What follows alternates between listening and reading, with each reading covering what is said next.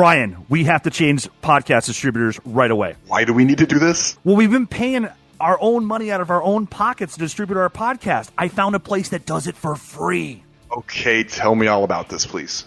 Dude, it's Anchor. Anchor. Dude, they have creation tools that allow us to record and enter our podcast right from our phone or computer.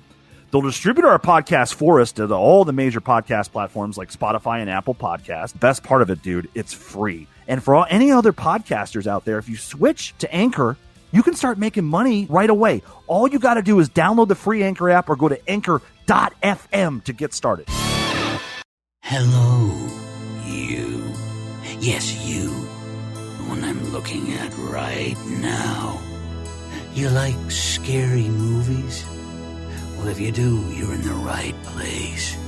You've joined the Dead in Santa Carla podcast with Brian and Andy. Shouldn't that be Undead in Santa Carla? Well, Brian and Andy are just a couple lost boys, aren't they? Or they will be when I'm through. Enjoy the show while you can.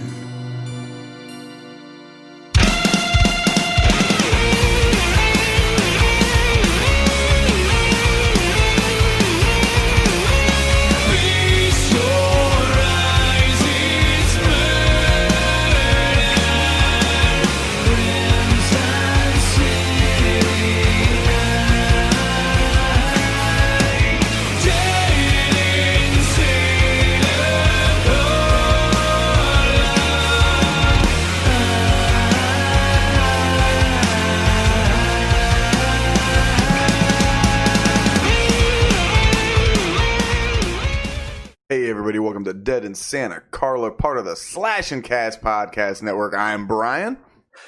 Woo! And I am Andy. What's going on, Brian? Jesus Christ. Dude, when you say part of the Slash and Cast Podcast Network, dude, it's just fucking, it's like an adrenaline shot. You get hype. Pump it into my veins, Brian. Pump it into my veins. I love it, bro. man. I love the energy. Oh, nothing, buddy. What are you up to? You sound like you feeling pretty good today? I'm all right. I'm a little sore. My wound is still a little sore. I'm actually, it's gotten really. I hope it's not getting infected because it's like really sore. It's like sensitive to the touch a little bit, so that's making me a little nervous. But I'll be all right. No, but other than that, I'm good. Good. Yeah, I'm good, man. It was your birthday weekend. It was. Happy belated. Thank you. Yeah. Thank you for Happy birthday. Appreciate it. Yeah, it was. I worked like a like a loser. I just worked. Yeah. I couldn't get the day off. I tried. I did.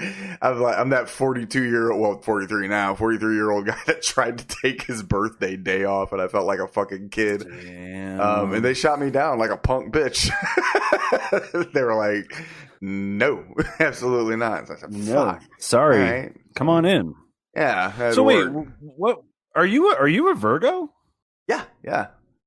You are. So am I. Yeah. So Yes, am you I. are. Yeah. Because Yeah, your 'cause my birthday's Thursday. Yeah, exactly. Yeah. On the third. Yeah. Yeah. So you just made the cusp of the Virgo. Yeah, actually. I I'm not think really so, in. yeah. Yeah. Cool. I like it, man. Well, I'm sorry you had to work. Yeah, on your birthday. I wasn't going to do anything anyway. I mean, it wasn't the first time. No. I've worked on my birthday a bunch. Nah, I pretty much I don't think I've had a birthday off in like 5 years. Right. No, I So, know. yeah. I feel you. But I know. that's okay.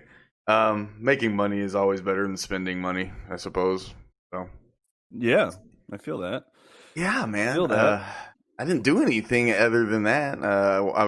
I'm halfway through the WWE pay-per-view. That was tonight. Okay. We're recording this on Sunday. Mhm. I'm halfway through it. And when done recording this. You watched the new Bill and Ted. I did, yeah, I did. I watched Bill and Ted Face Cool. the Music, and it's a super fun movie. I like it a lot.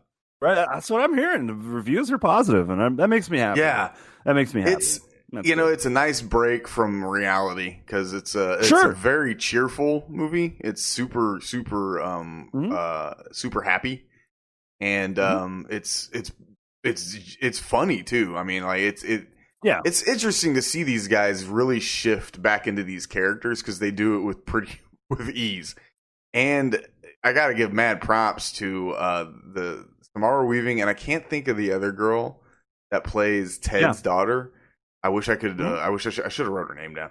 But yeah, because Samara Weaving's got to be Bill's daughter. Yeah, Samara right? Weaving is Bill's daughter, and her name is Thea. They call her Teddy, and the other Ted's daughter is Billy. So they literally named their daughters after their best friends.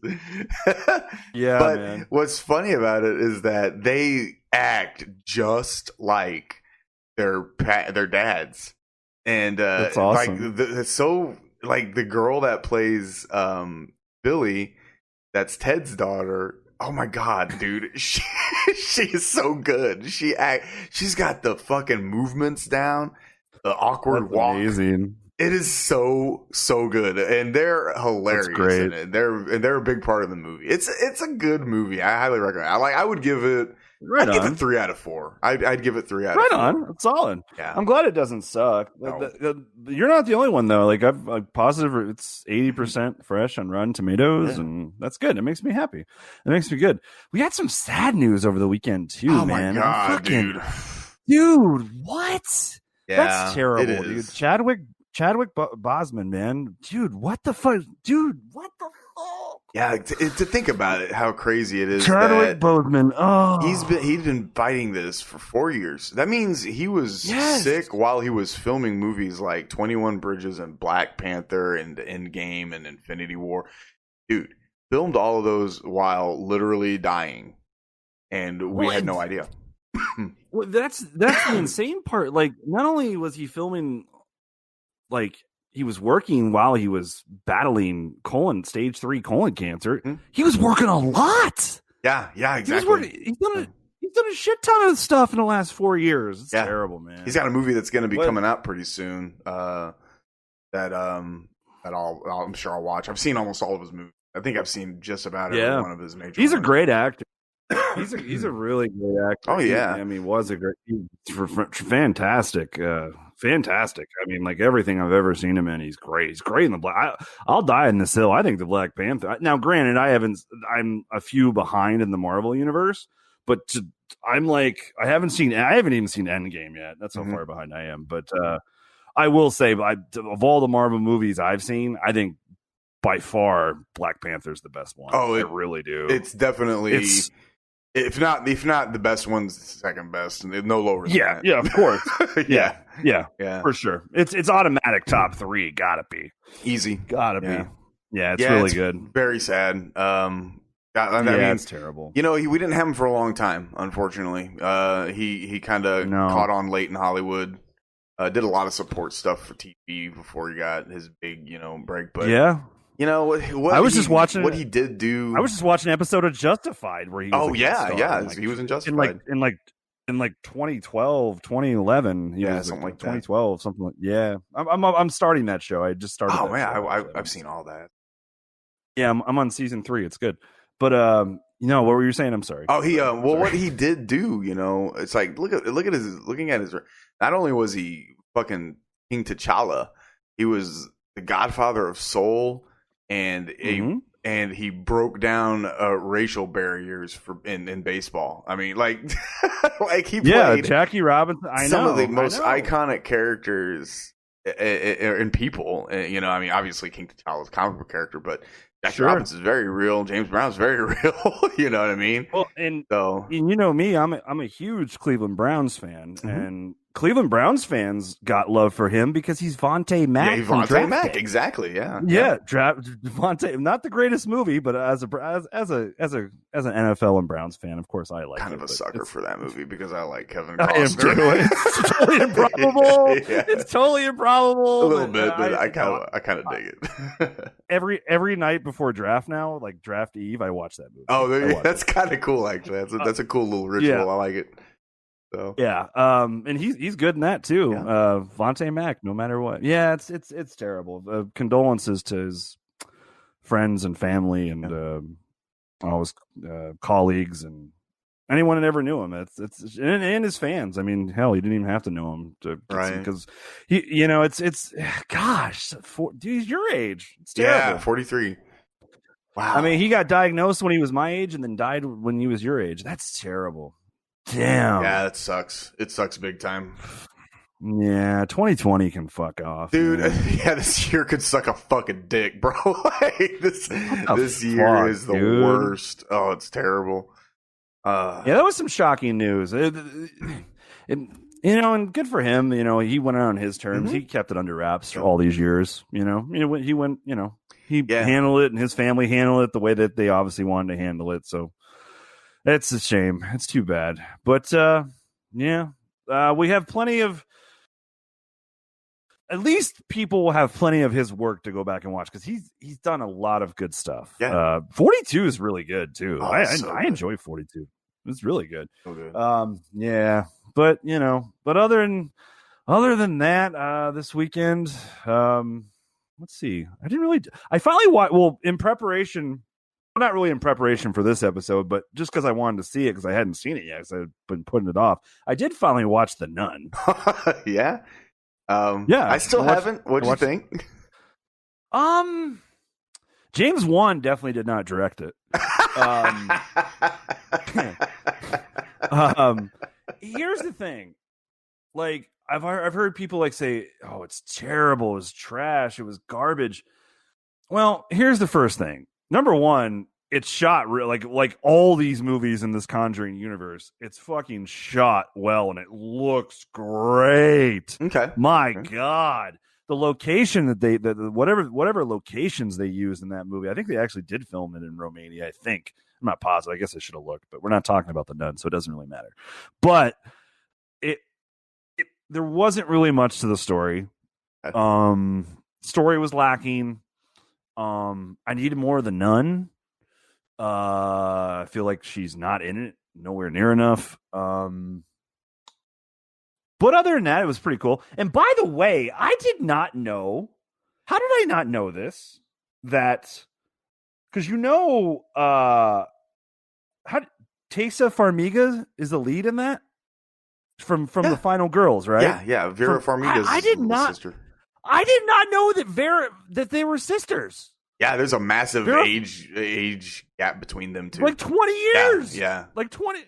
I had no clue. So yeah, Vera Farmiga who plays the Mrs. Warren in this universe is sisters with how do you pronounce her first? Is it Tessa or is it Thaisa? Thaisa? I don't know. Thaisa Farmiga? Yeah. I don't know. Thaisa. Maybe it's Thaisa. That's true too. Thaisa Farmiga. But I had no idea that they were sisters. I like her a lot. I keep telling you about the American Horror Story. She's really good in Coven, which I believe is season 3. She's really good in that. But yeah, she's good in The Nun too. Like there's not like other than it's just a little dry. It's a little dry. There's really not much to the story. Okay. I think the story is its biggest problem. Do I think it's a terrible movie? No. Is it great? No. James Wan didn't direct it. He definitely did not direct it. It was okay at best. I hope The Nun 2, which I know they've already announced. I hope that is better than The Nun 1. I would think the second Annabelle creation was better than the first Annabelle. Oh, by far. Yeah, by far. Yeah. A lot of people feel that that's like the second best in this franchise. Annabelle creation is fucking amazing. That's really good. I don't know if it's the second best in this franchise, but yeah, but it was good. So yeah, I did that, and that's it, man. I to be honest, I had to do so last Tuesday. I had to go, it was last Tuesday. Dude, no one told me. My doctors didn't tell me. The hospital didn't tell me. I was supposed to go get a COVID test at the hospital. Shit. It's like an hour from me. So like they call me at like 2 PM and are like, "Hey, we're just wondering if we didn't hear from you today. We're wondering if you were still coming by for your COVID test." I'm like, "Well, nobody even told me." So I guess when you are prepping for a surgery, the new protocol is you have to get a COVID test at least 7 days before that surgery. Oh shit. So now I didn't do one the first time because that was different because I was admitted to the ER. Right. So it was a little different. They had to treat me. Since this was like a planned surgery, I had to get a COVID test. So yeah, I haven't got I should get my results tomorrow, actually. Hopefully that's fucking negative. Number one, I don't want COVID. Number one, I don't need, of all the shit I've been going through, I don't need COVID. Number one, I don't want it to be COVID, but number two, they have to postpone my surgery for 2 more weeks. Oh yeah, you don't want that to happen at all. No, they should be able to get those fucking results, because you can get a COVID test and get the results the same fucking day. Really? Yeah, they just need. They told me they need to get their shit together. I've talked to some friends that have had tests. It's taken up to a week, and they told me 3 to 5 days, 3 to 7 days. They told me they should know by Monday, which is tomorrow. Well, that's good. We're recording this on Sunday, so. Yeah, which is today, technically, because you guys are listening to this episode. Yeah. But yeah. We're talking to you from the future or past or whatever. Yeah, I know. Something like that. So I am, I have my next surgery on Tuesday. They'll have to admit me. I'll have to stay the night, overnight. But yeah, I have that on Tuesday. So yeah, hopefully I find out good news tomorrow. I don't have COVID. It would be fitting that I do have COVID. The way 2020's gone, I might as well. We might as well add on to it, Brian. Yeah, God, I've already got a boulder-sized kidney stone. I've got a digestive disease. Let's add COVID to it. Fuck it. Fuck that, man. I'm tired of. I'm tired for you. No, I hope I do. No, I know. Dude. I know. I'm like, dude. Like, I've been like I can't wait to find out the results of that tomorrow. Like, I need to know. Like, I would be stunned. Dude. I've been pretty much self-quarantined forever. I did make that trip to LA, but dude. It was my friend. Dude, it was my friend Lena and I. All we did was just hang out in her apartment the entire time. That's all we did. Yeah. So I don't know. That sounds like a great vacation too. I'm not gonna lie. Yeah, I know, because she's off work because she works in editing. So like, yeah, that's right. Yeah. So like, she's been quarantined too. So it's like, so I don't know. I don't know. So other than that, like 3-night trip to LA, that's the only thing that I've really done. That's it. Well, I should be fine. Yeah, you should be fine. I should be fine. Oh, man. You know who wasn't fine? Yeah. These poor bastards in this movie. Oh, man. Oh, my God. Yeah, we're talking about we're another good movie, We're going to get to it. I'm going to tell you who the real victim is in this movie. Okay. We'll get to it. We'll get to it. But yeah, what are we talking about? We're talking about The Conjuring 2, baby. First time we've done this, talked about a movie and then the sequel back to back. I kind of like it. It was a good flow. Yeah. It was fun. Yeah. And of course we picked 2 fantastic movies to talk about too. They're good. They're good watches back to back. Yeah, they are. They're really good. It's long because they're both over 2 hours. But you got a little over 4 hours of time to kill. Conjuring 1 and 2 back to back is a damn good watch. It is. It really is. But we can go ahead and let you guys know that this is wrapping up, Haunted House Month or whatever we've been kind of calling it, and it leads right into our next month, which is you picked this month. I'm glad you did. I liked it. You like it? Yeah, I love it. Yeah, we're talking. We're calling it Sequel September, and I love it because we picked some sequels to movies and franchises. Yeah, so the whole month we're going to be talking about sequels for September, and we're going to fire it up with next week, I believe. Aren't we going to go with, I think it's Child's Play 3, right? Yes, Child's Play 3. Yes. Yeah, Child's Play 3 on September 7th. So first episode of September will be about Child's Play 3, which is actually streaming on HBO. If you don't own it, it is still on HBO. Nice. Yes. But yeah, I'm looking forward to that. Not one of the greatest sequels in the history of cinema. You don't say. Of cinema. But I am looking forward to talking, dude, as I know you have not seen that movie in a long time. I have not. I just know you have. I have not. I know you haven't. And that makes me so happy. I cannot wait to talk to you about Child's Play 3. It's so funny. But we have a good talk here about The Conjuring 2 before we get into that. But this is I've had a lot of fun with this Conjuring series. I've had a lot because I'm a fan of it. I am too. And at least I'm a big fan of the first couple, the actual Conjurings, the first 2 films. And It's good. So fuck it. Let's just get into it. All right, guys. With all that being said, enjoy this discussion of The Conjuring 2. This is my home. Get out now.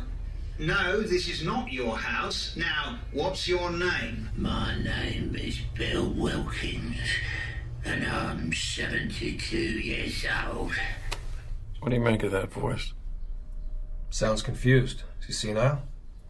The voice on this tape is coming from an 11-year-old girl. They're calling it England's Amityville. There is a family that desperately needs our help. After everything we've seen, there isn't much that rattles either of us anymore. But this one still haunts me.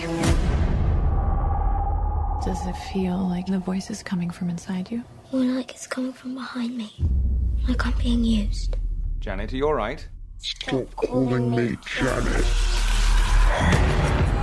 She's such a good girl. What's there wrong with her? An oppressing spirit will try to force you to commit the ultimate sin. And what's that? Murder, suicide, or both.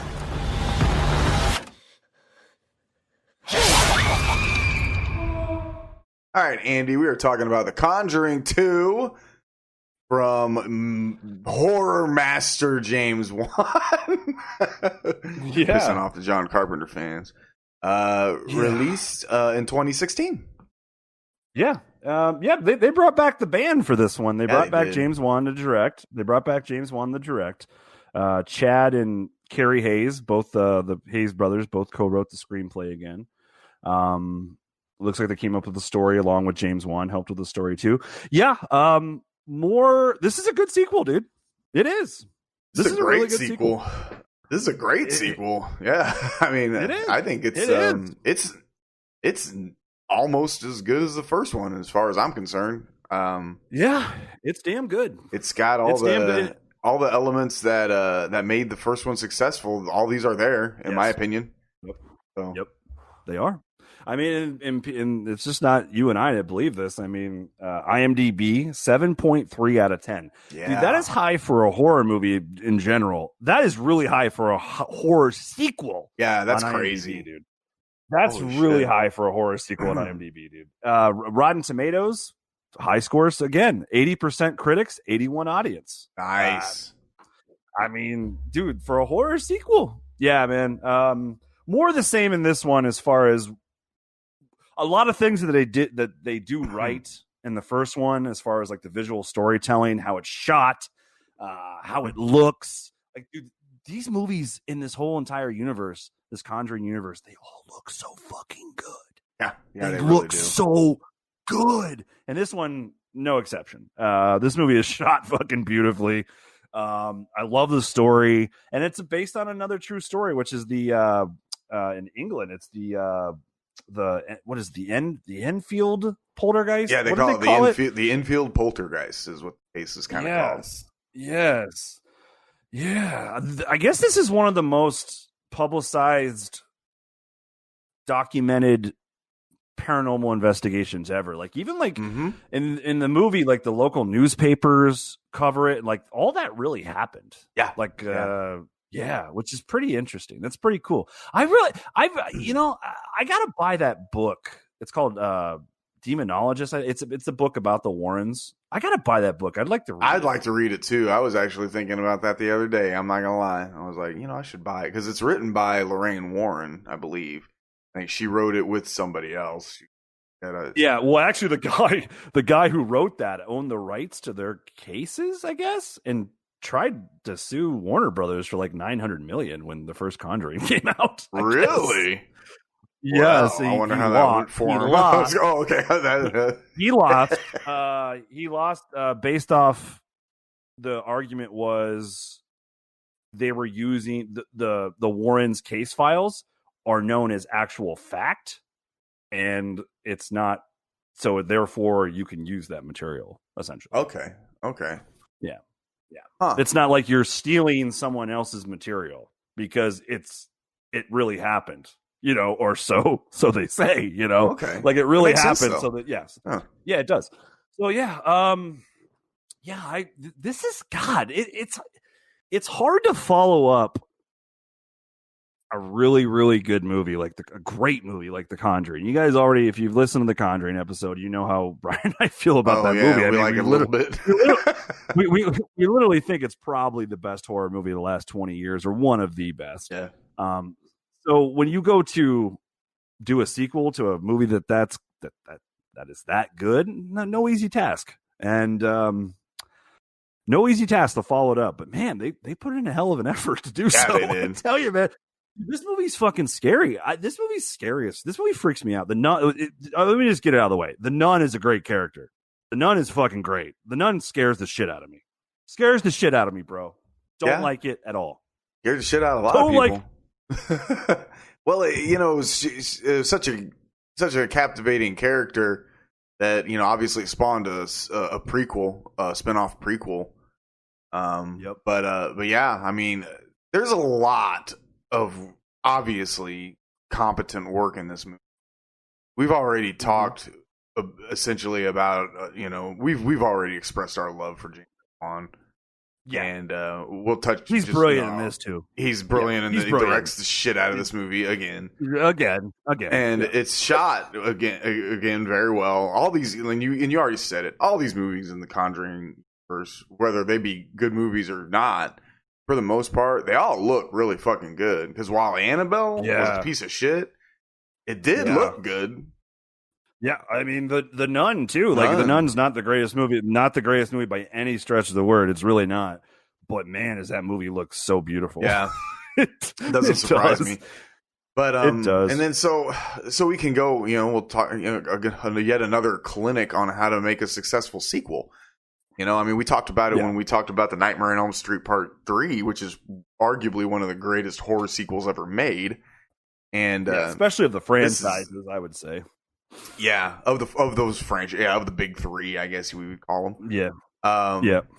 This is right up there with being just as competent as the first one, and and it's a little different because you're not building necessarily on the mythology of a character, whereas Nightmare, the central character is actually the antagonist, where the central characters in this are the protagonists, and that we've already established a lot about them and some of the shit that they've been through in the first one. But what they do again in this movie that is so important in these kinds of movies is they establish a family or a dynamic and characters that you can get behind and that you can love. And they do it yet a fucking again in this family. They're fantastic. And it's ironically yet a house full of women with one poor little dude. It's like these goddamn demons keep picking on women, and they need to recognize that they're stronger than us, guys. we may not want to admit it, but women are way stronger than men. Sorry, but man, it's so this is a fantastic movie. It's another long one, but it doesn't feel it. And every single 14-minute runtime. Yeah, every single bit of that is important, though. And it's all used so well. God, I fucking like it a whole lot. One thing that it captures too that they were able to capture in the first one, there's this sense of like realism in these movies, and they have a lot of heart too, which gives it that even more sense of realism. And that comes back to you talking about the characters that we can get behind. I mean, we can get behind these characters. One, they're written well, they're developed well, and also they have a lot of heart. Like they care, and like it's just interesting to see that a movie of like this or like this and like the first Conjuring, like the two Conjurings. It's interesting to see two films like the first two Conjurings, what they're about, the genre that they reside in, but that those types of movies could have that much heart. And that's just, again, I give a lot of credit to the Hayes brothers for the writing, and a lot of credit to James Wan for directing. Yeah. That's where it comes from, because it's captured. This movie, both of these films have a lot of heart, and that's one of the reasons I think I like them. And I love the Warrens too; they're so nice. Yeah, they're great characters, and played absolutely wonderfully by Patrick Wilson and Vera Farmiga. And God, they never cease to amaze me how good they are in anything they fucking do, to be honest with you. Because I watched like all of Bates Motel. Have you ever seen that show? No, I've wanted to start it. No? She Bates plays Motel? Mother in that, doesn't she? She plays Mother, right? Yeah, she plays Norma. Yeah. She plays Norma Bates, and she is fantastic in that show. She actually produced that show also. Yeah, I saw that. Yeah, I'm gonna have to watch that. I've been, honestly, it's been on my list for years. It's on Netflix right now. Yeah, it's fantastic. But I'm pretty sure. But yeah, Patrick Wilson and her are fantastic in this scene. And yeah, you nailed it. The Warrens are super likable characters. They're portrayed to be very compassionate people. And very caring. I've never met them, so I don't know if they were in real life. Yeah. Right. But I have no idea if they were. I'm sure that sure some people would say they were, some people say they weren't. Just like But anywho, it's I love the cold open of this. Another great cold open, and I asked last episode, The Conjuring, just because I couldn't remember. I'm like, there's got to be some Amityville Easter eggs in this series, right? Or am I missing it? I just didn't remember. I knew there was, but I couldn't remember. Oh, Jesus, God, there's a huge one right out the gate, right at the beginning. God, you even see the windows of the house and everything. Good God. Yeah, I love it. It's really cool. They're super cool. Yeah, they're basically doing a seance at the Amityville house, and this takes place. The cold open of this takes place I think a couple of months after the Lutz family dipped the fuck out of that haunted ass place, and so they're doing the seance. He took his TPS report. Yeah. He took his TPS report. He got them all out. Yeah. But they during the seance, Lorraine's she has visions of the DeFeo murders that happened the year before the Lutz family moved in, and and that's where she meets your favorite character, in all of horror cinema, and she also sees a vision of Ed, her husband, being impaled and killed. The nun looks really good. God, she does, yeah. The design on the nun is so cool and creepy as fuck. Funny story. Do you know the story behind how the nun is in this movie? Is in this one? Well, why? Okay, so when they wrapped Principal Photography, while they were shooting, James Wan hadn't come up with the monster that he wanted yet. Okay. He wasn't sure what he wanted. He knew that after they were going to wrap up Principal Photography, that they were going to do reshoots, and he figured by then he'd have a design and an idea and blah, blah, blah. They actually, all the nun stuff was all shot in reshoots. Oh, no shit. The nun, yes, the design of the nun, the nun's idea, the idea of the nun literally was not conceived until Principal Photography was wrapped. I guess apparently James Wan had a conversation with Lorraine Warren, the real Lorraine Warren, and she told him a story about this entity that has haunted her for a long time. And I guess that's where he I don't know if it was then, but that's where he kind of got the idea for the nun. That's awesome. Yeah. Isn't that cool? That's pretty cool. They pretty much shot this whole fucking movie, and they didn't even have their monster yet. That's pretty cool. Yeah, that's very cool. Wow. Well, they chose wisely because she looks creepy as shit. I wouldn't be Catholic. I couldn't. No. Not with that shit. No. Hell no. Hell no. The design of the nun is really good. The makeup's great. Mm-hmm. She looks great. And the actress Bonnie Aarons, who plays the nun, she's beautiful mm-hmm. woman. But man, she has that perfect, unique look for the nun. Yeah, it's her bone structure. Yeah, she has a very distinct. She's a beautiful woman, but she's just got very distinct facial features, and it's she's perfect. And she looks so good under that makeup. My word, yeah, because she's gorgeous lady, gorgeous woman. But so the nun, I find this kind of funny. So the nun is actually in the beginning of this movie at Amityville, which is kind of funny. Mm-hmm. A little bit. It's kind of random. Yeah, kind of random. Well, it's interesting because it's almost like it's the demon is phallic. We won't find that out till like the end of the movie, but it's almost like this thing's been haunting her, and like chasing her around, which is exactly perfect. Exactly. So it's interesting that this demon does end up in England then, because that's where this movie takes place. It takes place in the year 1977, and the Hodgson family is the center family that all this is kind of happening around. They have moved. Well, they haven't. It doesn't say whether or not they have recent house. They were already living there when shit starts to happen, and they live in a suburb of London called Enfield.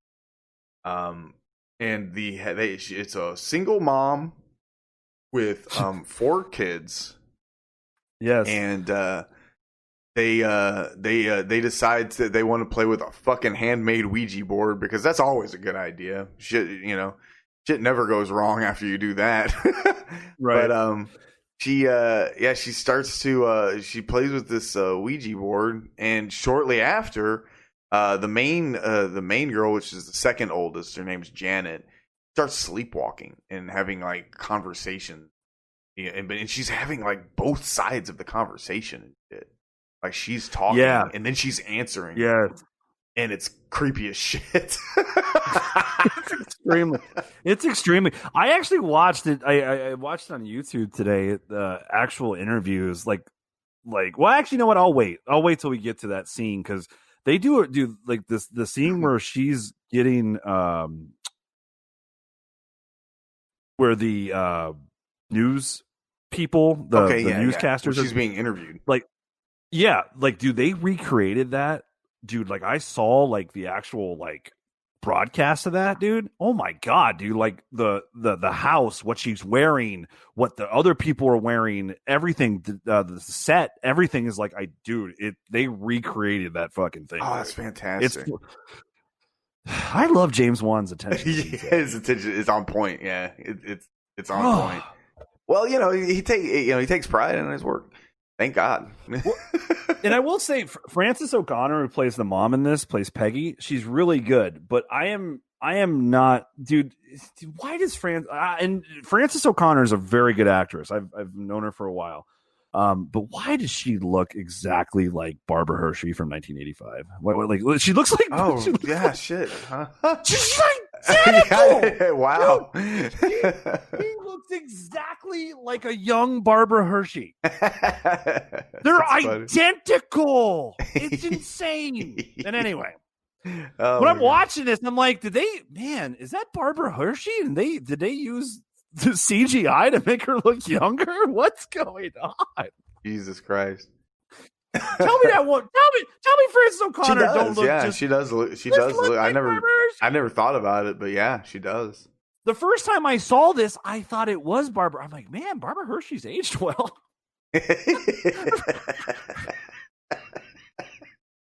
How old would Barbara Hershey be now? Oh, I mean, she's in the Insidious movies, because I thought it was definitely her the first time I saw Conjuring 2, because she's in Insidious as well, so it just made sense. She's 72. Oh, God. Barbara Hershey has actually aged really well, honestly. She has. I just pulled her up in a picture of her at 72 right now. Yeah, she looks damn good. Wow. She does. Yeah, she looks damn Barbara good. Hershey. Great actress. But anyway, Frances O'Connor is not Barbara Hershey. Anybody that's confused, it's Frances O'Connor. It's not a CGI Barbara Hershey. Okay? I love how you just said that. Frances O'Connor is not Barbara Hershey, guys. All right, let's just be clear. All right. They look identical, They man. do. Yeah, it's crazy. I never thought about that, but yeah, she does. Holy shit. Yeah, but anyway. All right, so not only is she having conversations with herself, She's also seeing and having visions of this elderly guy, you know, and like she has like the craziest shit happens to poor Janet here, man. Like she literally falls asleep on her bed and wakes up in the fucking living room on the floor. And it's not like she didn't necessarily sleepwalk, because it shows later that she's just like literally just getting morphed through the fucking house. She's literally getting teleported through the home, and it's crazy. But yeah, she starts having these, you know, arguments with this elderly guy, and he's talking about how the house is his and they're trespassing and they need to get the fuck out. But it doesn't take very long for the family to all start to experience shit. Oh god, and it's pretty fucking awesome. Well, the son runs into the that Crooked Man toy. Yeah, the Crooked Man toy. Yeah.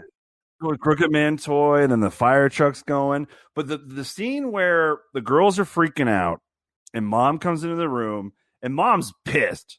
She's like, I can't even get no fucking sleep or some bullshit. I can't get no sleep. And all of a sudden, as soon as she said that, like, mom is pissed. She thinks that these girls are just freaking out over nothing. Mom's trying to sleep. Next thing you know, that dresser is just fucking slide. Yeah, that's when you know that you might have something else going on. That was really funny too. It was perfect timing. It's really good writing too. Because when it happens, it's like, oh shit, it's really funny when it happens because of her line, and then all of a sudden, as soon as she delivers the line, that dresser is just flung into that door, and it's like, oh yeah, she basically just screams, "Everybody get to bed now!" And then all of a sudden, whoosh, boom. Well, and then the camera cuts to outside, and all of them are running out the side across the street. Like, they're smart though; they don't waste no time. They're like, okay, this isn't right. Let's get the fuck out of here. No, yes, something has definitely gone awry in our house. But yeah, and they go across the street to the neighbor. But you're right, poor Janet. She's getting like teleported around the house. Yeah, it's picking on her. So yeah, I know. Well, we get into I think one of the next scenes too. She's just trying to watch TV, bro. Yeah, man, this guy keeps changing the channel and shit. But at the same time, you know, Bill just wants to watch TV too. Yeah, he feels like it's his TV. That's a good scene. I like it a lot. It's you really feel for poor Janet, because she's like, you know, they keep her home from school that day. She's had a temperature and shit, and she gets the shit scared out of her. It's the scares in this. They happen pretty regularly, and yeah, I feel like there's more jump scares. There's a few more. It feels like it's a little more jump scare heavy than it was, but it's still the first one. It's still kind of doesn't feel cheap. It doesn't feel cheap. Yeah, like I feel like they're still built on tension. You know what I mean? Because the tension is ratcheted pretty well in this. 100%. And actually, I'm glad you said that, because the thing that we talked about this with the first Conjuring. What makes it so great is how that tension is built up through the storytelling. Like it just straight up. And this one is the same thing. James Wan really knows how to build tension in his movie with sound design and shots and all types of stuff. But see, that's the Nun, the actual movie, The Nun. Mm-hmm. That's the Nun's problem. There's no build up tension. I think that's the biggest. I think that's the biggest difference between these two Conjuring movies and The Nun, is these two films just build up the tension so much better. Mm-hmm. And it's just so like with you the whole time. In The Nun, it's really not. Oh, okay. I feel like, yeah. So, but yeah, this one, man, just like the first, tension throughout. And dude, the sound design in this is so fucking good. Always. Again. Yeah, always. Golly. That James Wan, man, he puts a good fucking crew together. Yeah, but it's just simple stuff like when the girls are in bed, and it's scary shit, dude. Like the girls are in bed, and like Janet hears the footsteps approaching, dude. Yeah. Like And it's just, simple sound effects of sounds like footsteps on a creaky floor. Mm-hmm. But dude, they're so fucking dude. That part's scary. That poor Janet. I know she goes through some shit in this movie, man. Poor thing. Bless your soul. So they lots of stuff has happened. Like the girls have had the shit scared out of them while they're trying to sleep. Janet and I can't remember the oldest girl's name. Is it Mom even called something like that? Margaret. What the hell is it? Mom even calls the cops. Oh, there's two boys. I forgot. There's two boys. It's 2 girls and 2 boys. Yeah, there is 2 boys. 2 girls, 2 boys. You know what Mom called? So when Mom figures out, okay, something really has happened, she didn't know what to do, so she called the cops. I love this sequence. And I guess, dude, it's great. And dude, all this is recorded real. Like this is like base. Parts of obviously, guys, parts of the Conjuring and Conjuring 2 are not part of the true story. It's Hollywood trying to make a movie, but obviously some big parts of it are true. This part of it is true. The mom really did call the police.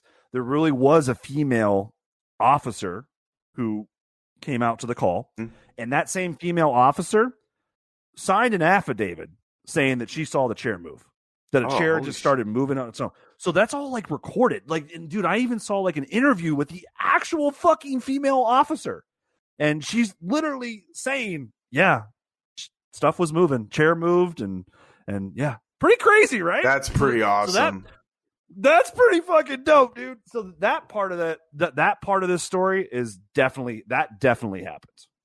Mom did know what to do. I mean, I can't really blame her. Who the fuck are you gonna call? Yeah, I would have called the cops. I would have called the cops. I probably too. would have. I mean, like, I wouldn't have known what to do. I probably in the late 70s. I mean, not even late. I mean, today I'd still probably call the cops. Who the fuck am I going to call? Well, at least today I have the internet. Maybe I could Google a paranormal investigator. But back then, you weren't calling nobody. Ghostbusters weren't around yet. No.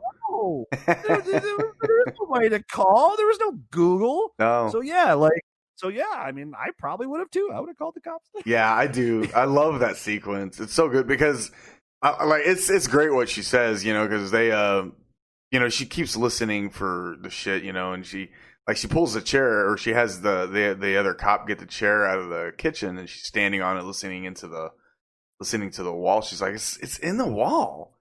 And then he's like, rats. And then the mom's is like, that sounds like a big ass rat. It's like, that's huge. And it's pretty much shortly after that the chair slides back to the table where it was. And then the cops are just cutting out like, well, we can't help you. Dude, I literally wrote down word for word the male cop's line. His line is literally, well, there's nothing we can do about that. That's so good. Oh my god! The cops are like, "Well, there's nothing we can do about that. Sorry." Yeah, that is too funny.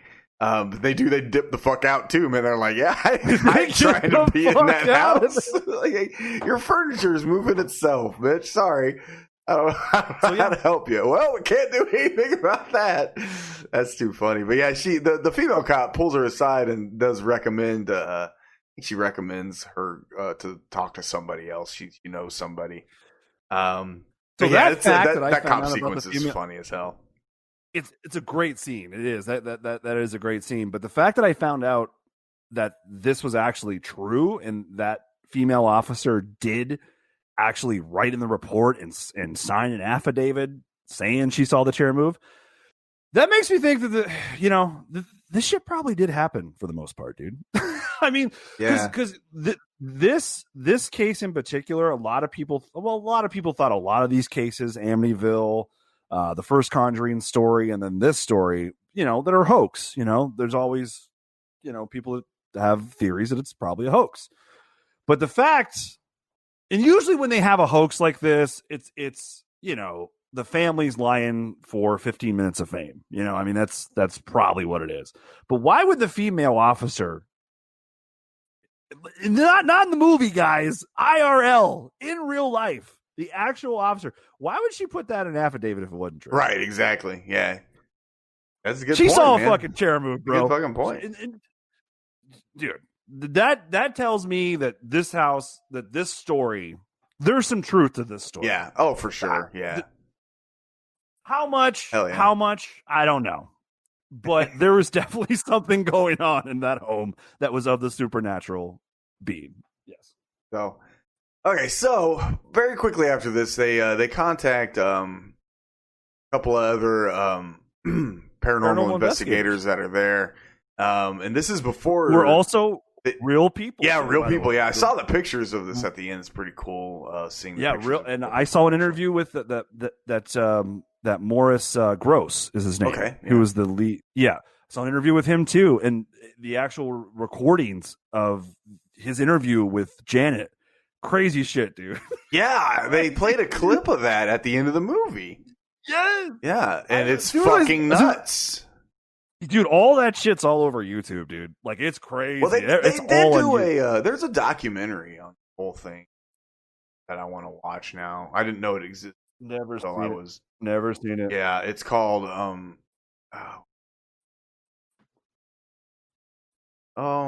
maybe it's not a documentary. Never mind. It's called The Infield Haunting, but I thought it was a documentary. Apparently,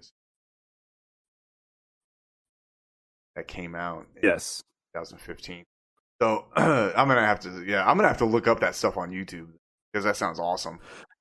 Yeah, so like the actual, because you remember when he interviews Janet actually we're about to get to that part here pretty soon, where she's interviewing Janet and she's got like an old man voice coming through her, I actually heard the actual recording from that. That's great. The real one, dude. It's fucking nuts. It's fucking bonkers. Well, so they got them on the case. Yeah, one of them kind of specializes in just debunking, and that's Anita Gregory, and she's very much of the opinion that this is fake, and she has good reason to believe so. Sure, because she's seen so much of it being faked, and like everything can kind of be, it could be explained via just kids being kids. So she's really not on board with them saying, hey, this is haunting or this is some sort of there's paranormal activity here. But it's great because the media shows up to interview the family, and that's when Janet starts talking like that elderly man named Bill Wilkins who had lived and died in the house. My name is Bill Wilkins, and I am 72 years old. There you go. Yep, that's exactly what he and her say because he's possessing her. So it's crazy because it's like he enjoys tormenting the family and he wants to reclaim his home. Is basically he's having fun. Yes. It's but the story. The story has gotten big enough that it's gotten to the Warrens, and they're called in to help. So they show up before they go. But before they go, they got a visitor before they left. Or Lorraine they do get a anyway. Visitor. Yeah, Lorraine gets a visitor again. She has another vision of the nun, and so it's pretty awesome once again. So okay. Again, this movie is shot. There's some really cool shots here. She's with the daughter. She's with her daughter, and she finds her in the hallway, and she's like, "What are you doing?" And she and Judy, the daughter, points, "Mom, who is that?" Yeah, and looks up. Dude, that shot, and then the sound kicks in of the nun just at the other end of the hallway, just standing straight and looking straight at him is looking so like fucking a creepy fucking bastard is what she's doing. Dude. So then, Miss Warren, she follows her into that room that the nun walked into. And this scene's cool too, dude. Yeah, it's this cool. Scene's really. It's one of those situations where he really, they really know how to use dark color, the dark really fucking well. And I love it because there's that goddamn nun painting on the fucking wall. who in their right fucking mind would actually hang that creepy looking shit in their house? Yeah, we should say because Ed was having a vision or a dream about it, and then he just painted it to get it out. So he's having visions of the nun too. But there's the shot of the shot of the nun's shadow walking along the wall real slow, then going to the next wall, and then stopping and facing forward right behind the painting. That is so awesome. Dude, that shot is so cool. It's clever. It's super clever. Yeah. I love the shadow along the wall and how the camera follows it, and it's super clever. I love that shot. And I love it. The hand reaches out and grabs the frame. Yeah. And then it just fucking takes off running. It's like, Jesus Charges Christ. at it. Yeah, dude. Fuck this painting. I will say I've gotten used to the nun now because I've seen this the first time. But I will say the first time I saw this, the nun probably scared me more than anything in the first one. And that's saying a lot because the first Conjuring is pretty terrifying. Yeah, it's pretty scary. It is. And let's face it, dude. Would you agree? These movies are very terrifying because of kind of go back to that because they do have that realism feel to it. Yeah, I think so. It's just all in establishing, real feeling people and things like that. Like these people feel real and they feel genuine. They feel because they're flawed. You know what I mean? They're not perfect fucking characters. Not everybody in these shows is fucking angels, things like that. Sure, and, that adds to the feel of the movie and how it feels very real. It's very viable, Yeah, and not to mention, I think also what also gives it that sense of realism is, one, it's based off true events, and then two, this isn't like Freddy getting us in our dreams, like no.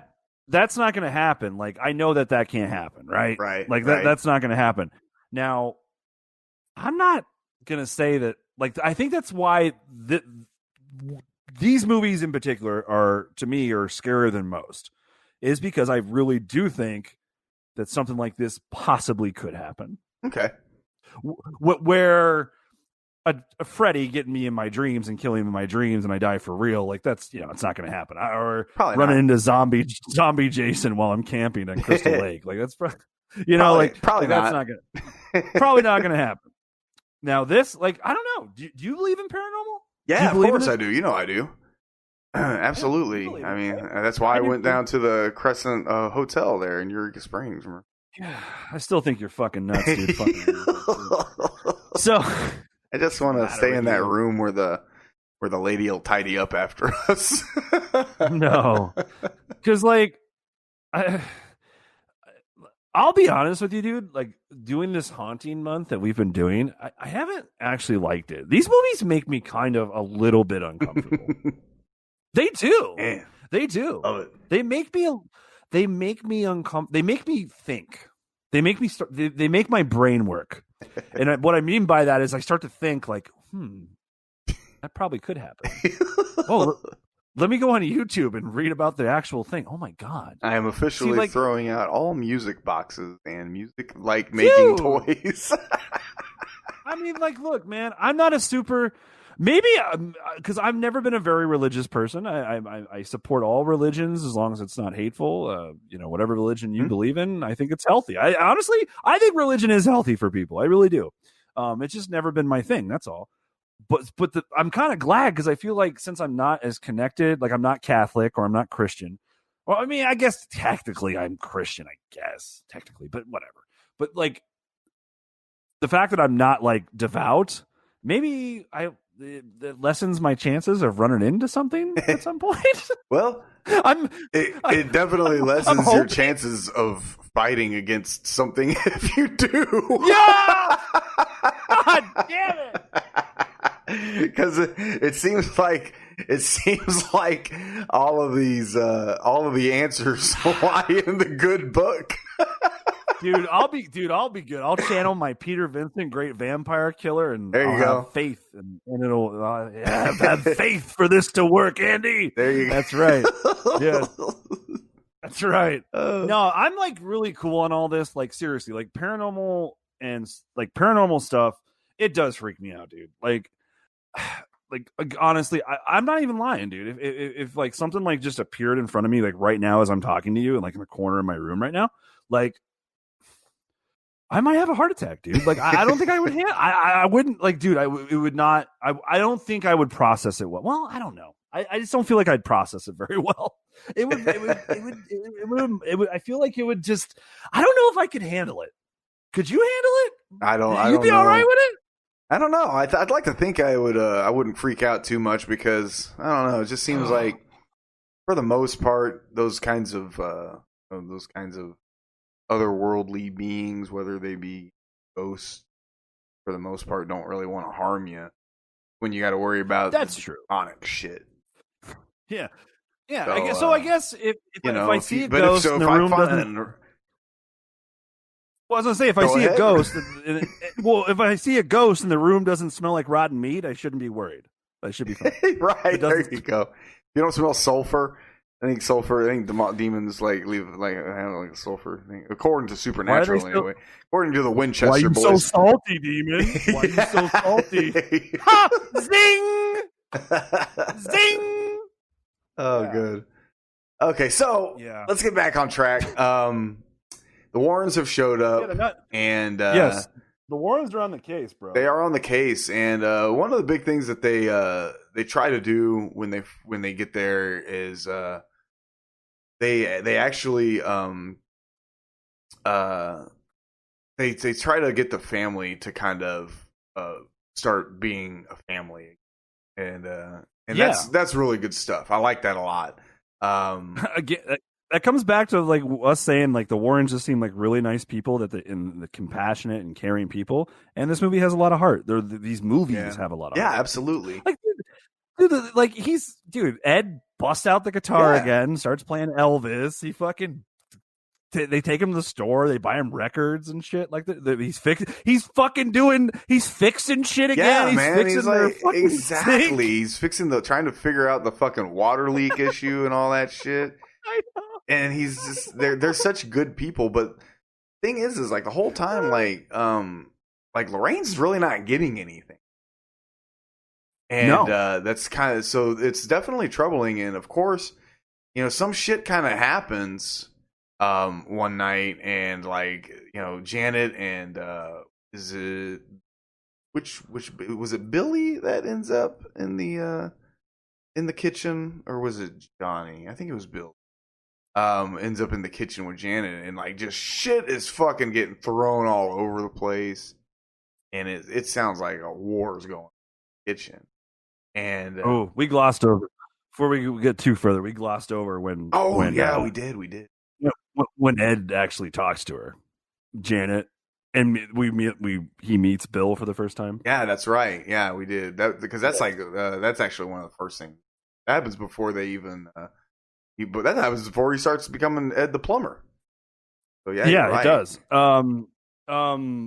That's I'd really like to know how they did that. Okay, I love how that shot, because is it a green screen or what? I don't know. Like, looks good though, because it's a super cool shot, man. Because Ed's in the frame, because they agree to turn their backs to the girl, so the spirit will start talking to him, communicating with him. But the whole left side of the frame is just a pretty much a close up of Ed's face looking at us, and then the background is just blurry, and it's Janet. But then it forms into Bill Wilkins. Yeah, it does, dude. And then it transforms back to Janet. Like, how did they do that? Because, dude, like, how did they do that? It's like, I can't see it. There's no cut. There's got to be an edit or a cut there that I just missed. Because, like, I'm like, man, because it looks so good. It looks so good. I love that shot, dude. Fucking love that shot so much. So that's when Bill, get the fuck out of my house, Wilkins makes Bill, Makes get his off presence. my lawn, Wilkins. Because Yeah, he's the man. crotchety old man. Poor Bill. Yeah, he just wants his Fucking damn Bill. house. Wants his damn house He back, does. right? Well, he tries to. Yep. They basically try to convince him to stop haunting the family. It doesn't work, and Yep. so then that does lead into the they try to they spend some time with the family trying to get them to kind of work as a family, be a family again, get some happiness into them. That actually helps, and but that night is when I think it is this night when the Janet and Billy end up in the kitchen and shit just goes awry. And oh wait, actually, right before that, no, we glossed over and everything. She gets fucking teleported through the floor, dude. Oh goddamn! Why the fuck? I just watched this movie. She just so like, dude, she's going. Everyone's going down for bed. Yeah, and she's like got herself tied to even she ties her exactly. She doesn't tie herself up every night like using jump rope or something. It's so funny. Hey man, that's what Chucky used in part. But yeah, she does that because too. she thinks she's sleepwalking, and she Yes. ties herself up so she doesn't fucking. You'd have to drag the bed with her. I think is what they tied to the bed. But yeah, she ends up on the ceiling. Yeah, she wakes up. She's downstairs in the living room, I believe, on the ceiling, on her back, Yeah. like her back to the ceiling, facing the floor. Like what the fuck? Yeah, and that's how she exactly. wakes up. And then she just teleports straight up through Into the ceiling into that locked room. into that locked room where the girls no longer stay, and that's where all the shit, most of the bad shit was happening. Dude, and all the crosses start turning upside down in the room. That poor girl, and she's locked in there. Meanwhile, she's still fucking locked in there. And obviously starts freaking out. Mom Really good comes. shot here Ed coming comes. up too. Yeah, dude. Which shot? Which shot? you Well, talking when about? Mom has the door cracked and she's looking at Janet and then all of a sudden Bill like pulls her back and you see him. Yeah, that's fucking cool Yep. looking. Yep. I love Super that cool. shot. So you see good. the arm first, like rip Yeah. her away, and then yeah, it's pretty dope. Really? Yeah, they bust the door. They bust the door down. Shit was going down in that room again. Fuck, man, dude, it's pretty cool. I love the effect too when she first gets into that room, when she teleports in the room, and all the crosses slowly start turning upside down because there's crosses on the whole wall of this room, covering all the way around. walls, Yeah, it's like a and they million. all turn up. Fuck. But when the Warrens come back, when they finally bust down the door, get the door unlocked, the crosses go back up. Yeah, everything's normal. Everything's normal. And they, of course, once again, though, this does continue to feed into the doubt because they didn't see, once again, Bill Wilkins. They just saw her. They don't have any answers as to how she got into the room. Yeah. But the mom is the only one that saw Bill Wilkins' face. Yes. So, and still, once again, Lorraine's not getting any. Well, Yep, and they're trying to get recorded evidence too, dude. I love Right. that line. Do you see they come over with the video equipment? Oh, yeah. Edward's fucking with it. He's like fucking with this huge ass camera. He's like moving around, shifting around his shoulder, trying to get comfortable. And then he goes, "It's so small and light." Yeah, I know. I love that they threw that in there because they threw that in there just for us because this thing is goddamn massive. And I am holding right now in my hand an HD 1080p JVC handheld cam. That's smaller than my Yeti microphone. And the Oh, Patrick my God. Wilson delivers the line like perfect. He does. He's so excited. It's so He's like, small and light. And he's got it. It's on his shoulder, and it has a shoulder hoist and everything. Oh, big. Fucking massive, man. I love it. I guess in 1977, that was one of the lightest, smallest cameras. That was impressive. video Yeah, camera. that was impressive back then. It was too funny. When I forgot that he even said that. It was funny as hell. But yeah. So now this does lead into that night that Janet ends up in the kitchen with Billy, and just shit is just going crazy. They finally get the kitchen open. They find Billy. They find Janet not in the kitchen, but in a fucking utility closet space. Yep. Tangled like a fucking pretzel, bro. Yeah, almost folded up in there. Yeah. And she's losing her mind, screaming like Bill Wilkins, just screaming, and just she looks crazy, of course. And so they finally he puts the cross. He has his cross there, and it kind of causes Bill Wilkins to let Janet go, and they pull her out. But this is when Anita Gregory, the very doubtful paranormal investigator, provides video evidence to completely discredit the whole case, because they had a camera set up shooting into the kitchen, and it recorded Janet doing all of that, throwing plates, flipping the table over, bending shit, just causing all sorts of chaos. So I guess this is another thing that they took from the files and put in the movie. Apparently, something like this did happen, where Janet was caught on camera, doing something like this. She would later, as an adult, this is what she said as an adult. She said 2% of what happened, 2% of it we embellished. The rest really happened. Oh, okay. That's interesting. Wow. Yeah. That's They even threw that in there. Yeah, I've got it. Yeah. All this. Oh, we glossed over one other thing too. We're moving along too fast here. We didn't. I want to talk about before they find her in that utility room. Mm-hmm. I want to talk about what the fuck is going on with their flooded basement. Oh my god, yeah. I meant to talk about that too. That is a lot of fucking water. Well, if you remember, Ed's like, because Ed's working on her sink, and How bad could he's it like, be? I'll work on that washing machine next for you, and she's like, oh, I don't want you to go down there, it's a mess. And then he opens it, he's like, oh my god, yeah, because he's like, how bad could it be? And he opens it, and there's literally 2 feet worth of water down there. It's that fucking bad.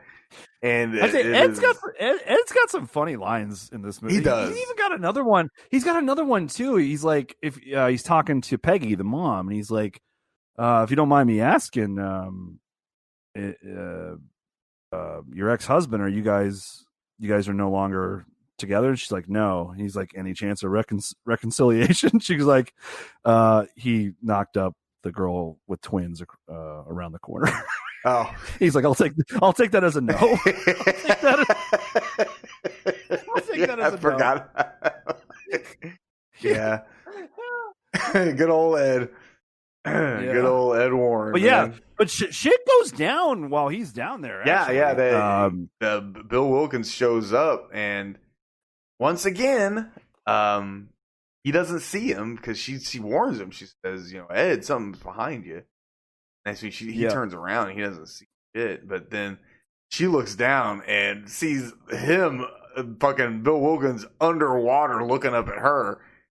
And he grabs her ass and he tries to pull her under. Bites her. Bites the shit out of her, yeah. Because he had already bitten Janet earlier. And bites the shit out of her on her arm. And that's when they find Ed finds the mouth piece that has like the missing tooth. False teeth. Yeah, the false teeth. Yeah, the false teeth, yeah. Yep. His dentures. Yeah. Yep. That I can't get over how much water is down there. What the? As a homeowner who just had issues with water himself. Like, that's not good. That is so not good. Hello? Why are we like going about our everyday lives and not having a plumber over here to the house? Yeah, what is going exactly. on? Like that even I would assume even in 1977 probably could have found somebody to come by look her up. You know what I mean? Just well, and as you it know what, I turned can shut out, this off. all he had to really go down there is Ed went down there and shut off a pipe and shut off the running water. Yeah. I think that's all it really Yeah, had he to just be done. yeah, he's like, oh, I think I found Put a it. valve He on. goes- yeah, What he is wades happening? into knee plus deep water. Good lord. Yeah, I don't know why that's really the only part in the movie that bugs me, because why is there so much water? That's a shitload of water. Yeah.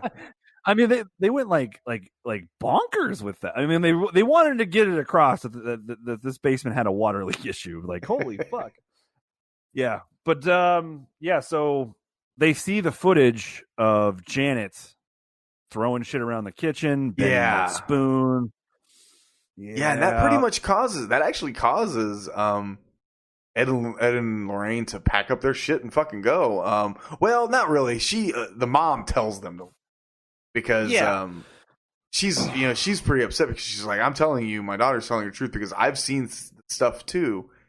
And Ed and Lorraine are like, look, we want to help you, but unfortunately, like, if the church saw this footage, they would basically just tell us to leave. They would be like, no, it's clearly fake. Yeah. And that's when she does, her mom loses. She's just like, all of y'all get the fuck out. Just get the fuck out of my house. Because the church, so they do. They all leave. Definitely, the church wants to distance themselves from any types of hoax, like anything that remotely just, which I don't blame them. It makes sense. I mean, because the Catholic Church takes this serious, like demonic possession and stuff like in exorcisms. Like, I apparently, according to the movies, they take this shit serious. I'm not Catholics. I would need to know, like, Catholics really do believe this shit. I don't know. I'm not Catholic either, but I actually think they do. I believe they do. I mean, they always have. I know that they've always been in tune with like that spirit world more than most religions. At least it seems that way from reading and movies. Like when you get an exorcism, you're not calling a Buddhist to come over. You're calling you're calling a Catholic priest. It's I don't know. I just find it interesting. I find I'm not Catholic, so I don't know. I'm not Catholic. I don't know. No one in my family is Catholic. Ironically enough, on either side, it's all just like old school Christianity. Yeah, and, ironically enough, my mom went to a Catholic school. And my sister practiced the Catholic religion for a very long time. She's the only one in our family that did. And my dad he's not a religious person either. I went to church for a while on my own when I was in my late teens. But I was trying to find Jesus to get you off the grass. I was trying. But yeah, man, like I assume from what I do know is that the Catholic religion doesn't take this kind of shit really seriously. Well, I mean, it goes back. I mean, God, like they're still making movies. I mean, The Exorcist came out in what 74, 73? Yeah, I think so. I mean, like we did a thing on it. I could look it up. Yeah, so it's like it's like I find it interesting. I'd actually like to do more reading on how much the Catholic Church and the Vatican. Like, I wonder, like, what are their records like sealed? Because I would think that they have records of all this shit, but the Vatican's weird. It's probably sealed. I don't know. Oh, probably. Yeah, they ain't gonna let that shit out. Hell no. I mean, fuck it. It took them centuries to out the other issues that they have. Jesus, but I watched Spotlight recently. Speaking of Catholic churches, I guess it was like 6% of priests or pedophiles, something like that. Jesus Christ, that's way too high. Something like that. Anything over 0% is way too high. Way too high. I don't want to get too far off track. I don't know how we got a fucking zero. It is interesting because the only reason I ask because I never hear of Buddhists talking about Buddha doing an exorcism, or I never hear Nazarene talk about doing a fucking exorcism. I never hear, Allah's not going to fucking do an exorcism. Like it's only Catholic. Always fast. I always wondered why. So maybe this is not the place to find that out, and I will research that in my own time. Continue on with this movie. Well, we're getting into the final act. We are getting into the final act because Ed and Lorraine have packed up their shit and they have decided to go the fuck home. And while doing that, he accidentally knocks like a couple of audio recording things out. And they happen to fall. Reels. Yeah, they happen to fall. The reels fell and they crossed each other. And that kind of perked something in his mind. And so they hooked them up. They listened to them together and found out that at two separate occasions, Bill Wilkins had delivered a broken message to them that if they listened to together, it would make sense. And it was basically him saying, they won't let me go. And so they're help me, saying that he's being controlled by demonic forces. So and this comes to the real victim in this movie, and it's poor fucking Bill Wilkins, man. I know this guy just wanted to die. He's the real victim here. He's the real victim. Dude, he's got some little kid changing the channel every fucking 5 seconds. Yeah. He just wants to chill in his home. He just doesn't want people in his house. And now to top it all off, he's got some fucking demonic fucking demon using him as a vessel to haunt these people. Yeah. Fucked up, man. What the? Yeah. He's had a hard life and death. Poor Bill. Poor Bill Wilkins. Bill, get the fuck out of my house, Wilkins. I like it. Good old Bill.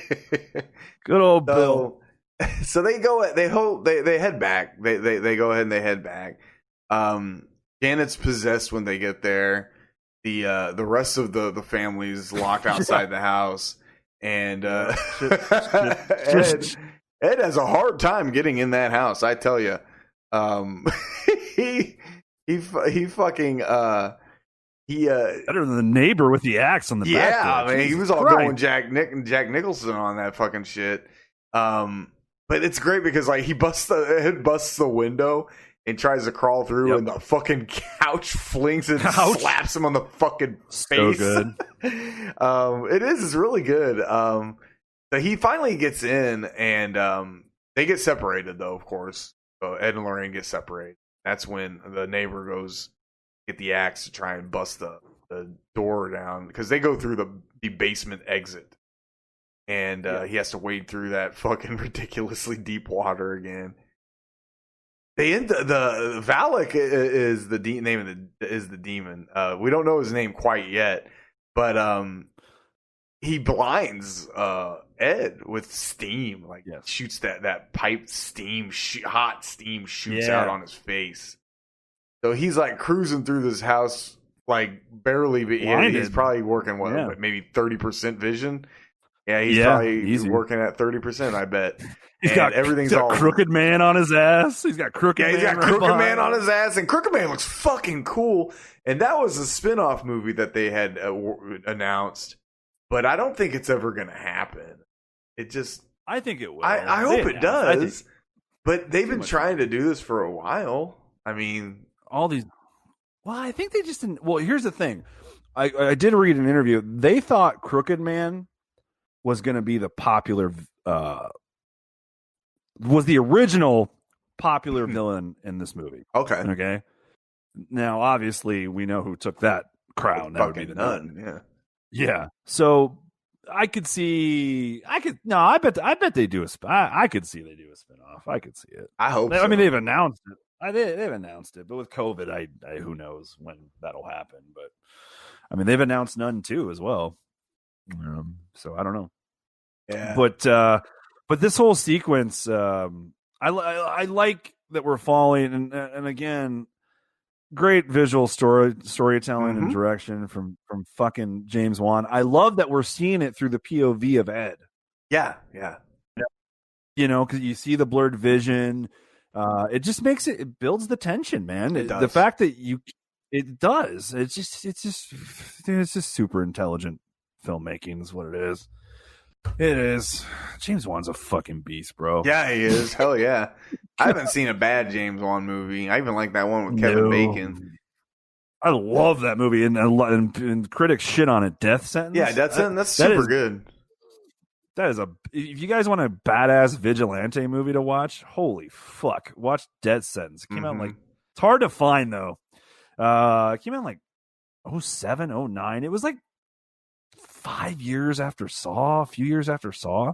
Yeah, I think it came out. Yeah, because it came out a little after Dead Silence. Also, I think it came out after that. Because that's an underrated movie too. I like Dead Silence. That's a cool. Yeah, that's cool. I like that sound. It is. So, while he's cruising through the house trying to find anything because he's blind, Lorraine realizes that she knows the name of. He has to try to figure out. Well, when she had that vision and that encounter at the house, she had at the Warren house. At the Warren at their home. She had realized that she wrote the demon's name down in her Bible that she carved the fucking demon's name into pages basically, and she goes and she finds it and she reads it that she'd written down the name Valak. And with the demon's name, you kind of have power over the demon. And so she's able to get squeezed back into that because this poor guy playing Johnny Lumberjack on this fucking door, all he's gotten is a tiny sliver of the door open. So she squeezes in there, and then he tries to squeeze in there, and he's kind of a heavier set guy. And he ain't making it, man. So he goes back to fucking pounding on the door with damn axe and I'm like, dude, this guy needs his axe skills are weak. Like his axe skills for are real. super fucking weak. I'd have had that fucking door open 3 times. I'd have had that shit chopped down, ready for fucking the fire pit. And but no, this guy, his axe game needs some serious fucking work. Well, poor blind Ed Warren finally finds his way to the room. And he's able to catch Janet just before she jumps out the fucking window. And lightning had struck that tree in the house earlier, and it split. And it split into a very sharp log, like a sharp fucking spear. Yeah, there you go. Yeah, giant. And and it's the vision that the premonition or vision that she had, Mrs. Warren had earlier in the movie about her husband. She essentially had a premonition of his death. Yep, exactly. And they're aware of this. She's told him. And she's seen this twice now too, though. She's had this vision 2 times. So she sees that, and then when she goes in the house, she gets up there. Well, she does get up there, and Valak's doing fucking work.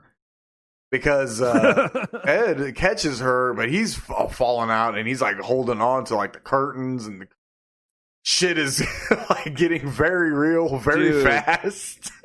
So that slow motion shot of when Janet kind of spreads her arms out, I think a little bit, and it's like a slow motion shot, and the window breaks, and if you look real close, dude, I love that. Number one, you've said it a million times, but the lighting in this scene is fucking so good. I love how this whole sequence looks, but there's that shot of Janet and the window busts, and it's going in a little bit of slow motion. It's not full slow motion, but it's slowed down. You can actually see the specks of glass slightly cut her face. You can see it looks so good. It looks really I love good. that shot. Yeah, that's a I great love that shot. Hell yeah. And the whole sequence here, take us through it. It all looks fucking great. Yeah, it's everything's shot really well. Everything's really cool. Yeah, it is. When Nun looks fucking good. The Nun looks badass because we're getting a really good look at her face because she's very much malformed very demonic looking. Yeah. And she slams Lorraine up against the wall, and like shit is just flying all over. You know, it's like wind and shit, and she's trying to keep Lorraine from getting to Ed and Janet. Yes.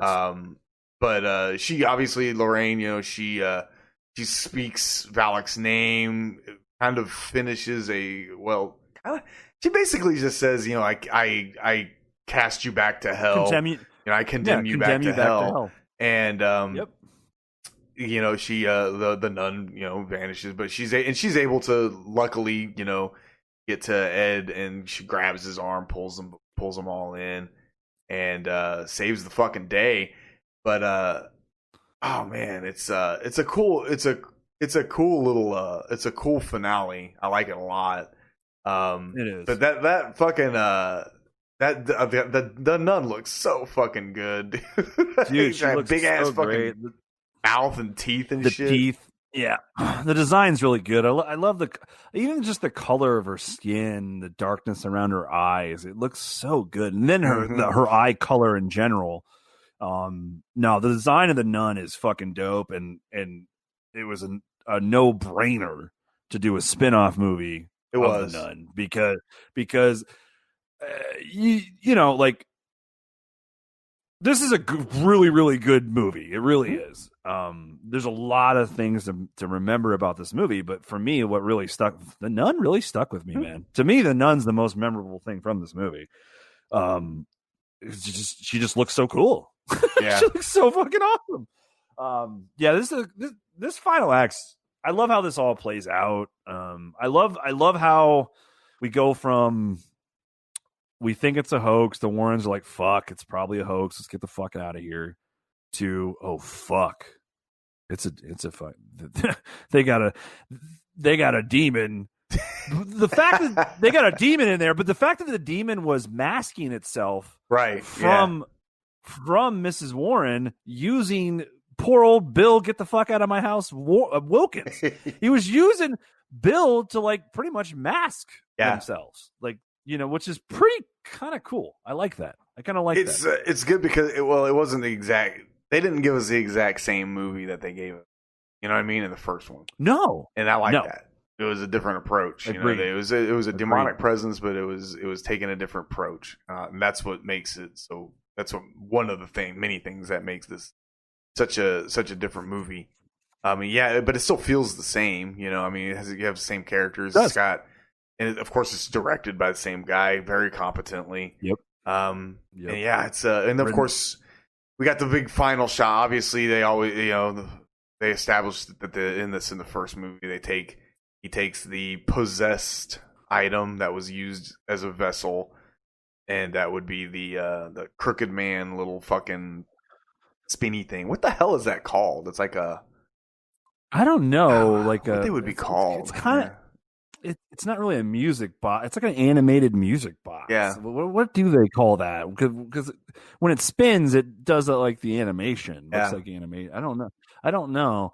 Did you notice, by the way, when he went to go set that down on the shelf, he moves back an item to make room for it?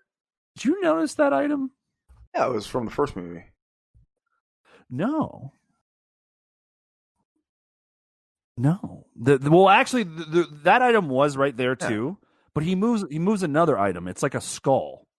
Oh, okay. I guess I wasn't paying attention to that one. I was paying attention to the I looked one. at. I go, why does that skull look so familiar? And I'm like, that's from some movie. Well, I was reading online, and sure as shit, someone on IMDb put down in the "Did you know" section of IMDb that have you ever seen Vice Versa with Judge Reinhold and Fred Savage from the 80s? Ages ago. Yeah, ages ago. That was in the era. What was up with the 80s and all these comedies of people switching? There was a bunch of those, right?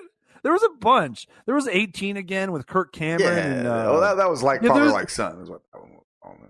Yeah, that was my father. Like, then there was vice versa. That's when where they switched. Okay. Fred Savage and Judge Yeah. Ryan. You don't remember? No, that I've movie? seen it once, probably in 1989. Yeah, so- Fred Savage and Judge Uh-huh. Reinhold switch. Yeah. Okay. I think they're father son too, as well. Or no, they're just friends. That's right. Or wait, wait, they don't switch. Somehow, I think Fred Savage just grows old into Judge Reinhold, I believe, is what it is. Something. But they use this skull to do it. And that skull is identical to the skull from vice versa. That's so I just funny. want to throw that out there. I don't know if they did that on purpose, but dude, it's identical. I knew that skull, dude. I used to love that movie. But anyway, yeah, this is a good sequel, dude. This is a great sequel. Yeah, this is. It really is. It's not. It's every bit as good as the first one, almost, as far as I'm concerned. So, Mhm.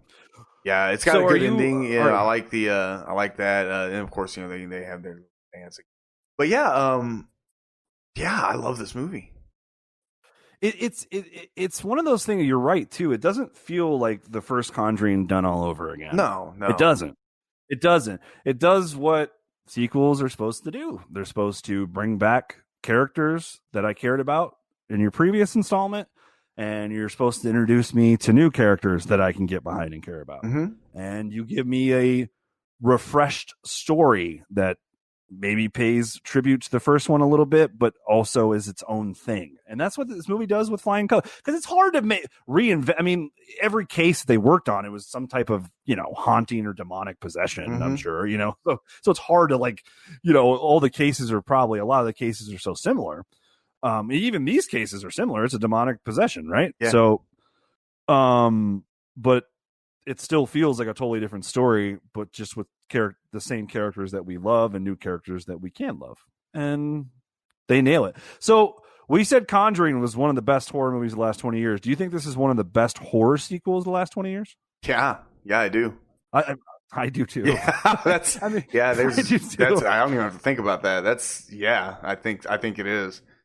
It is. It's probably the best.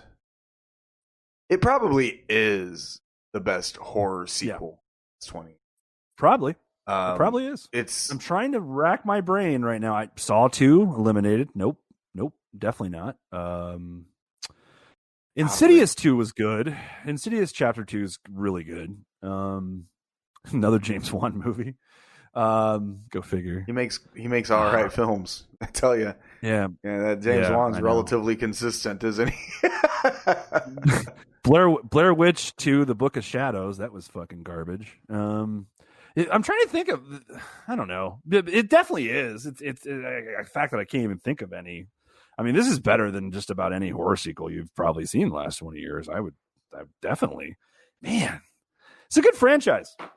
Yeah, it really is. It's strong. It's a strong franchise for sure. I mean, there's some weak installments, but for the most part, I've really enjoyed all the Conjuring. I'm looking forward to Conjuring 3. Yeah, me too. But I hate the title. I don't necessarily hate the title, but I don't care about the title. The only thing that worries me is James Wan is not directing it, and it's not the Hayes brothers writing it. That's the only thing. Yeah, I agree. But I think it's Michael Chavez is directing. I think his first name's Michael. He also directed The Curse of La Llorona. Oh, which is also in the universe. Yeah, Michael Chavez. Yep. It's produced by James Wan and Peter Safran. And he probably co-wrote the story too. Yeah, James Wan, he did. Co-wrote the story. Yeah, that's a little concerning, but that's a little concerning. It's because look, man, let's just face it. Like the ones that and now granted, the if we go through this series, the first Annabelle he didn't direct, sucked. That movie's. I think most people would agree that it's probably the worst in the franchise. I would say. I think it was even worse than The Nun. Then he didn't direct the other 2 Annabelles, and those were good. He didn't direct The Nun, which was not great. And he didn't direct The Curse of La Llorona, which I have not seen yet. I haven't seen it. I need to watch that. It's on HBO. I need to watch it. But yeah, Conjuring 3 next summer. It's supposed to come out this summer. No, this is a really good franchise, man. This movie is you're gonna be hard pressed to find a horror sequel probably this good. Yeah, I agree. You really are. Yeah, this is top shelf, man. Sequel. It is. At the end of the day, sequels are not easy. It's not easy to make a movie, period. It's definitely not easy to make a sequel to a really good movie. Like, that's not easy, dude. It's not easy. So with that being said, I'm gonna grade this son of a bitch. I'm giving this 3.5 out of 4 stakes to the heart. Exactly where I am. It's not quite as tight and refined as the first one. It's not quite as good as the first one to me, but it's close. Very close. I tell you that it's a valiant, dude. It's a great effort. Oh yeah. The fact that you could even have a discussion about it, like that you could literally have a legitimate conversation about which one is better, because you could. That speaks volumes, because the first one's, to me, it's one of the best horror movies maybe of all time. People, so that's going to piss some people off, but I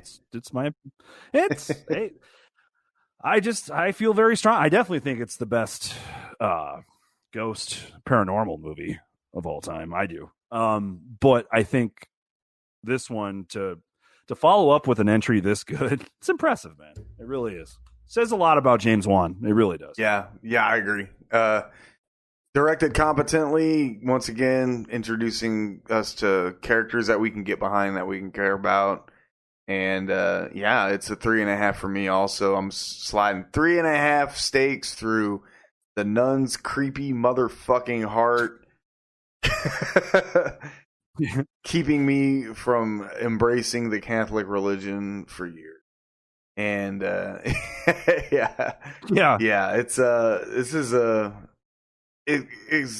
that's a super strong 3.5 too.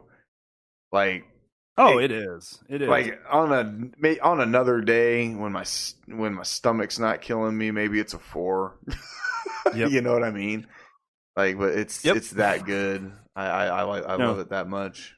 Yeah, it's a great entry. It's a great movie. It's fantastic. My only question is, what happened to Bill though? What happened to Bill Wilkins after the nun? I don't know, man. It should have shown him like, I don't know. I don't know. Walking his dog down the street with like his tanks, his oxygen tanks hooked up to him. Walking off into heaven. I don't know. It's crazy though. Real quick, I want to say that reading the shit that happened to the people. Like, mom continued to live in the house until the day she died. She died in a chair in the exact same spot that Bill Wilkins died in. She died in 2003. Yeah. She continued to live in that house. So apparently, that would lead me to believe that if she continued to live in their house, that because I do believe something was going on with this house. Again, why I believe the story. I mean, obviously, like the nun part, like the actual nun, it was an actual nun. Like, obviously, that's not part of it to a certain extent. But the fact that female officer who got called to the scene of the house is on record, on video, saying it, and also signed an affidavit reporting it. I mean, that tells me this really happened, dude. Yeah, 100%. This really happened, dude, and that's kind of frightening. A little bit. I don't know how I feel about that. But good performances too. We didn't say it enough. The mom, Peggy, played very well by Frances O'Connor. It's not Barbara Hershey. It's Frances O'Connor. The kids are really good in this too. Yeah, Janet especially. She gets a lot. She had a lot on her shoulders too. The girl that played Janet. And shout out to her. She's not British. She's American. That's a British actress. Madison Wolfe. Name. Yes. She's fantastic. Shout out to her. Yeah, shout out. I can't do a British accent. I can't. That was really good. I thought she was British. I didn't know that. She did. No, she's American. Awesome. Yep. Yeah, it's a good movie, man. Really, really good movie. I hope you guys enjoyed these talks about the Conjurings, man. Yeah, for sure. And definitely what we want you to do is let us know what you guys think of The Conjuring 2. Hit us up on Facebook. Hit us up on Twitter. Links to those in the description. And check out our new website too, guys. Check out the new podcast. Yeah, go to the Network /and-cast. What is it? /andcast.net. /andcast.net. We'll have to put the description in the. We'll have to add that. We'll have to. Put that we'll in the add description. that. We'll add that. I will do that. I have the /and-cast podcast. Honestly, I'd probably replace it with the probably a good idea. The website. Yeah, or both, or just have them both there. I guess. I don't know. But yeah, guys, hit us up and make sure you, if you're listening on iTunes or whatever, leave us a rating or a review, preferably of the 5 status.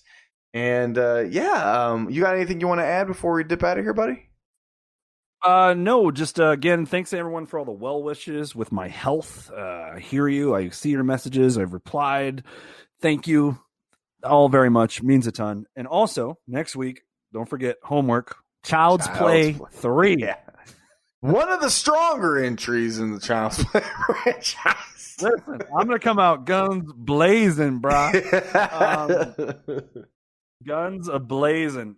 Dude, that movie makes me laugh, dude. I'm sorry. That movie's funny as shit. I'm excited that you're actually going to watch it again because I know it's been a long time. It's been every bit of almost 30 years, probably. You probably literally watched it when it came out. I've only seen it once.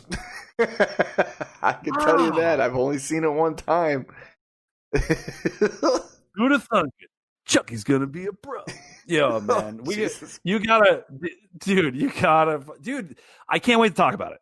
All right. Can't wait. But thank you for agreeing with me to do The Conjuring 2 back to back with Conjuring. I think this was fun. Yeah, I'm glad we did it. This was very fun. Well, you guys seem to really enjoy it too, because by the way, thanks so much for the plays. That's another record. I think you get 85 plays. Yeah, that's a record for a first week. 85 plays in 1 week for one episode. That's fucking awesome. You guys killing it. Thank you guys. Yeah, appreciate that support. That's awesome. Yeah, it's super cool. Yeah, guys, if you're enjoying the podcast too, man, you have friends or family that love horror or love films in general. That's the thing about our podcast too. Honestly, if you're a huge film buff, I feel like you would like our podcast. I think so. I do. Because at the end of the day, really what this podcast has morphed into is a film study / review. But there's a lot of film study in our talks, dude. I've been actually wondering, do you feel like you've learned more about film since we started doing this podcast? I have. I feel like I have. Yeah. I like that too. I wasn't expecting that. Yeah. I wasn't expecting that at all, but well, the fact that I actually have experience, that's helped me, because I don't. Yeah. So I mean, now I'm like, man, I got to step my game up. But the fact that that I did have that experience, it helps. It helps a lot. It helps you learn things too, and it helps me. Yeah, for sure. I think that's cool. That makes me happy. You're teaching me, man. All right, guys.